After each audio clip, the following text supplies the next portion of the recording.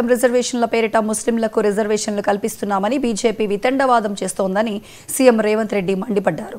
గుజరాత్, యూపీలో ముస్లింలకు బీజేపీ రిజర్వేషన్లు కల్పిస్తోందని గుర్తు చేశారు. తాము ఎక్కడా మతాల ఆధారంగా రిజర్వేషన్లు ఇవ్వడం లేదని స్పష్టం చేశారు. సామాజిక, ఆర్థిక వెనుకబాటుతనం ఆధారంగా కల్పిస్తున్నామని పునరుద్ఘాటించారు. ద్రోహులుగా ఉన్న బీజేపీ ఈరోజు ముస్లింలకు స్థానిక సంస్థలలో రిజర్వేషన్లు ఇస్తున్నారని ఒక వితండవాదం చేస్తున్నారు. మేము పంపించిన బిల్లులను మీరు చూడండి, ఎక్కడైనా ఏదైనా మతానికో ఏదైనా కులానికో ప్రత్యేకమైన రిజర్వేషన్ ఉన్నదా? స్థానిక సంస్థల్లో 42% ఎన్ బ్లాక్గా ఎస్సీ రిజర్వేషన్లు కానీ, ఎస్టీ రిజర్వేషన్లు కానీ, ఓబీసీ రిజర్వేషన్లు కానీ ఎన్ బ్లాక్గా కేటాయించడం జరుగుద్ది. కులాలు, ఉపకులాల పేరు మీద రిజర్వేషన్లు ఎక్కడా లేవు, ఇప్పటి వరకు అమలు జరగలేదు.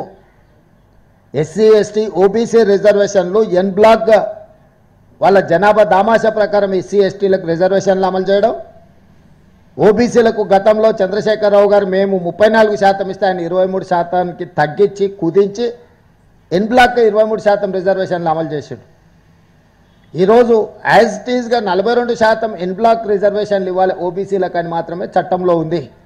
కానీ దురదృష్టవశాత్తు కేంద్ర మంత్రి కిషన్ రెడ్డి గారు, బండి సంజయ్ గారు వారు చట్టాన్ని చదివినరా, చదవలేదా, లేకపోతే రాజకీయ ప్రేరేపితమైన ఆలోచనలతోని చదవకుండానే కళ్ళు మూసుకొని మాట్లాడుతున్నారా నాకు తెలీదు.